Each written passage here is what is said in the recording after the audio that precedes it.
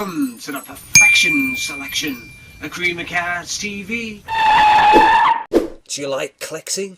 Then please subscribe to my channel and don't forget to click on the like button because it does something very special. It makes you younger.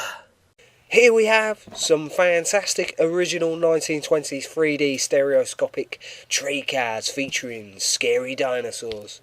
Illustrations of dragons and mythological beasties were sometimes used on medieval maps to denote dangerous and unexplored regions. Those scaly reptilian long-tailed creatures share a fair few similarities with those beasts we now call dinosaurs.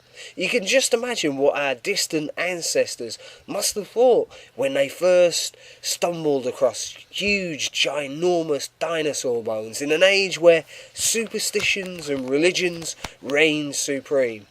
Uncovering the remains of one of those prehistoric animals would have provided fertile ground for centuries of myths and legends in an age before television and modern computers.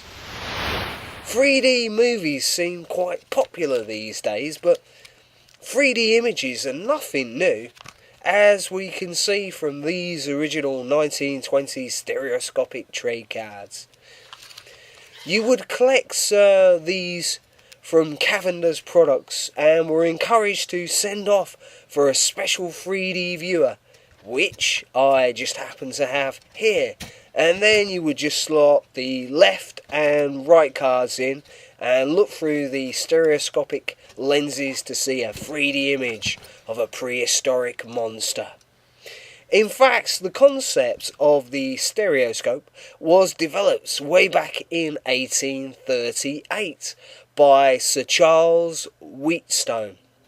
This goes to show that there are probably lots of hidden treasures in our past that we can recycle and readapt for a modern audience. What I really like about collecting trade cards like these is that they give us a glimpse of what actually interested ordinary people, because they were issued by thousands of companies and organisations that competed fiercely against each other in issuing cards on subjects that would appeal to their information-hungry customers, such as scary dinosaurs like these.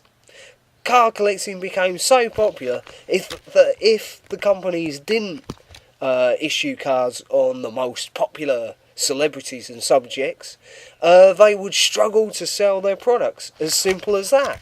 That is in stark contrast to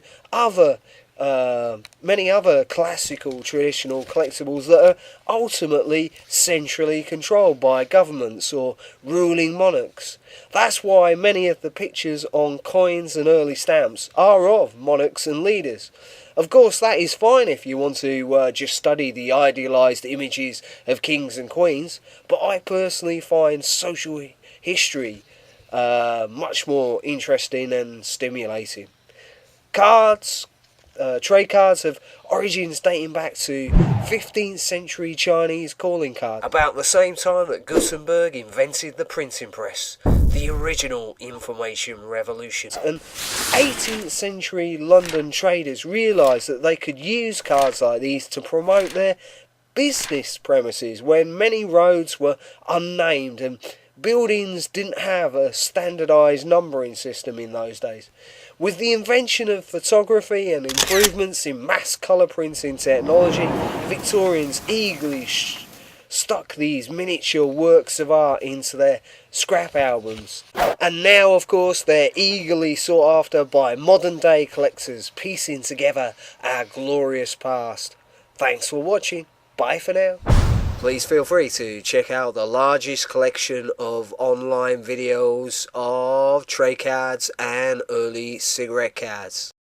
And don't forget to come along to my card museum at creamofcards.com.